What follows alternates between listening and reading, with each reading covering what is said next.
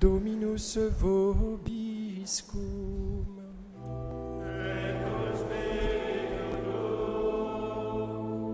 Sequentia Sancti Evangelii secundum Ioannem.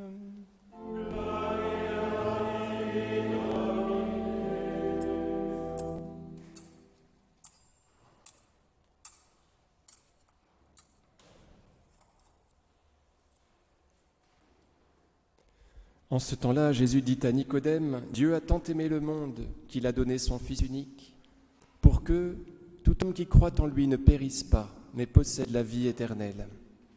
Car Dieu a envoyé son Fils dans le monde, non pas pour juger le monde, mais pour que le monde soit sauvé par lui. Qui croit en lui n'est pas jugé, qui ne croit pas est déjà jugé, parce qu'il n'a pas cru au nom du Fils unique de Dieu. Et le jugement le voici, la lumière est venue dans le monde et les hommes ont mieux aimé les ténèbres que la lumière parce que leurs œuvres étaient mauvaises. En effet, tous ceux qui font le mal haïssent la lumière et ne viennent pas à la lumière de peur que leurs œuvres ne soient dévoilées. Mais celui qui agit selon la vérité vient à la lumière pour qu'il apparaisse manifestement que ses œuvres sont faites en Dieu.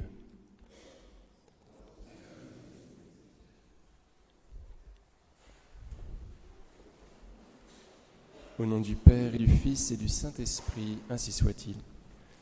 Chers amis, nous fêtons aujourd'hui Sainte Marie, Mère de l'Église. C'est une mémoire qui a été voulue par le pape François en 2018. Sainte Marie, Mère de l'Église. C'est un titre que lui décerna en des temps très antiques Saint Ambroise de Milan. Marie, Mater Ecclésiae. C'est un titre que l'on retrouve dans les litanies de Lorette, qui se déclinent comme suit. Alors je saute quelques titres et j'en arrive à Mater Christi. Mater Christi, ora pro nobis. Mater Ecclésiae, ora pro nobis. Mater Misericordiae, ora pro nobis. Vous voyez ? Donc nous avons d'abord Mère du Christ, et puis ensuite, puisque l'Église et le Christ c'est tout un, nous avons logiquement Mère de l'Église, Mater Christi, Mater Ecclésiae. Et puis ensuite Mater Misericordiae, et nous allons voir tout à l'heure comment ce troisième titre, qui fait partie de ma citation, se raccorde au deuxième titre de Mère de l'Église. Alors, en quoi Marie serait-elle Mère de l'Église ? Pendant 9 jours, les apôtres sont au Cénacle, et puis finalement reçoivent l'Esprit Saint, qui va les envoyer en mission, qui va leur faire répandre sur la terre entière les sacrements. Ils comprennent en Acte 10, vous voyez, que le baptême n'est pas seulement pour les Juifs, mais aussi pour les païens. Puisque l'Esprit Saint arrive sur les païens que Pierre prêche avant même qu'il ne les baptise. Et il comprend qu'il est obligé de les baptiser, à cause du fait que l'Esprit Saint précède en ces personnes le don du baptême. Et donc il les baptise. Il comprend que l'Église doit devenir catholique, universelle, que tout le monde peut l'intégrer. Donc ils partent en mission après avoir reçu l'Esprit Saint. Et cet Esprit Saint, ils l'ont certainement reçu un petit peu par proximité d'avec la Vierge Marie. Il s'est fait entre elle et eux une sorte d'incubation. Ils sont restés près d'elle pendant 9 jours et elle, qui est la pleine d'Esprit Saint, a débordé sur eux et c'est par la Vierge Marie, par son intermédiaire, qu'ils ont été imprégnés d'Esprit Saint et qu'ils ont été rendus capables de cette mission, d'en transmettre les sacrements. Souvenons-nous de la visitation. Marie va voir Élisabeth. Que nous dit l'Évangile selon saint Luc ? Juste après qu'il a parlé de la salutation que Marie adressait à Élisabeth, alors Élisabeth fut remplie de l'Esprit Saint. Marie vient de concevoir de l'Esprit Saint, elle en a été remplie. Quand elle salue Élisabeth, voilà qu'Élisabeth est remplie de l'Esprit Saint à son tour, parce que Marie la salue, parce que Marie vient près d'elle. On peut imaginer que c'est la même chose qui se passe entre Marie et les apôtres au Cénacle. L'Esprit Saint passe par elle pour arriver jusqu'en les apôtres, qui vont ensuite faire naître l'Église par le don des sacrements.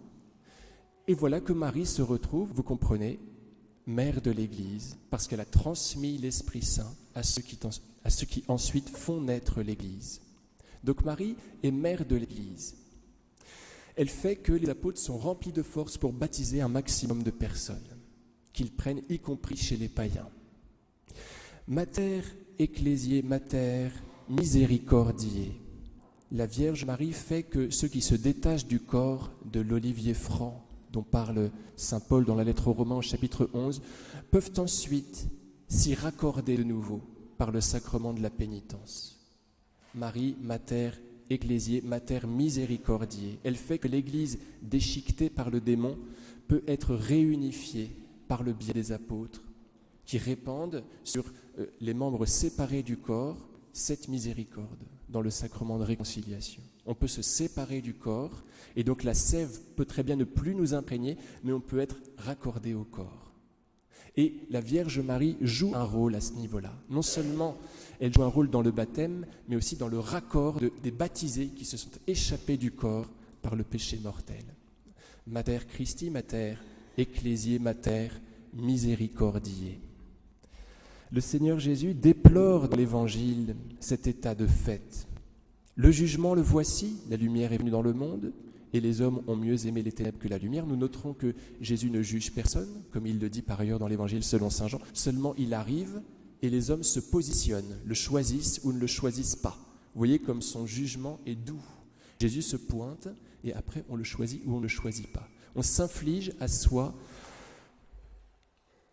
le jugement, en quelque sorte. Alors, Jésus déplore cela, que ceux qui font le mal haïssent la lumière et ne viennent pas à la lumière de peur que leurs œuvres ne soient dévoilées. Celui qui fait le péché, il a peur que son péché soit vu. Eh bien, figurez-vous que Jésus déplore cela. Bien sûr qu'il déplore le péché qui est commis, mais encore plus la défiance qui suit le péché, qui l'offense encore plus que le péché lui-même. Adam, souvenons-nous, se sépare de Dieu et ensuite se cache dans les arbres du jardin. Parce qu'il a peur de Dieu, il s'est éloigné de lui, il a perdu de vue que Dieu était amour, qu'il était bon. Figurez-vous, chers amis, que cette défiance offensa encore plus Dieu que le croquement dans le fruit de l'arbre défendu. Ce qui offense le plus le cœur de Jésus, c'est cette défiance. Et quand Jésus parle de la peur des hommes, de cette peur-là qu'ils ont s'approché de lui après qu'ils ont péché, eh bien Jésus pleure. Il déclare cet état de fait pour le déplorer profondément. Et la Vierge Marie joue un rôle dans la restauration de la confiance. Et donc elle est Mater Ecclésiae, et puis Mater Misericordiae, ce en quoi elle se retrouve être à nouveau Mater Ecclésiae. Elle va faire que les hommes n'auront plus peur de s'approcher du Seigneur Jésus. Elle va leur déclarer sa tendresse, elle va se faire comme d'habitude, trait d'union entre son Fils et les pécheurs. Les litanies de Lorette déclarent un peu plus loin que Marie est refuge des pécheurs. Donc ils se mettent en elle parce qu'ils n'ont pas peur d'elle. Ils recommencent à prier le chapelet et elle les fait revenir, elle les tire par cette chaîne qu'est le rosaire jusqu'en son Fils. Donc, chers amis, remercions le Seigneur de nous donner sa mère qui nous fait naître, qui fait que ses apôtres sont pleins d'Esprit Saint s'ils veulent bien la côtoyer, qu'ils peuvent transmettre les sacrements. Rendons grâce au Seigneur qui fait que la Vierge Marie vient nous chercher quand nous avons pu nous égarer loin de lui. Elle restaure la confiance, elle fait que nous acceptons de nous approcher de son cœur.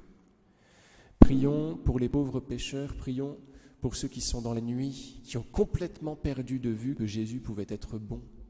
Parce que, vous voyez, plus on s'enfonce dans la nuit, plus c'est difficile de revenir vers le sacrement de pénitence. Parce que le diable est très content, vous voyez, de cet éloignement du Christ. On perd de vue, il est bon.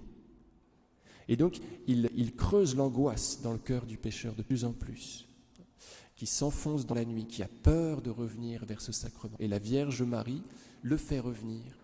Elle qui est l'épouse de l'Esprit Saint, elle le fait arriver dans le cœur, et la personne qui est dans la nuit, tout à coup, ne sait pas pourquoi, cela lui devient facile d'aller vers le sacrement de pénitence. Elle en a envie, elle se sent poussée, et elle y va, on a tous ressenti cela. Elle y va de gaieté de cœur, alors qu'elle a des choses difficiles à dire. Eh bien, cela est le fait de la Vierge Marie, qui vient dans le cœur pour restaurer la confiance. Au nom du Père et du Fils et du Saint-Esprit, ainsi soit-il.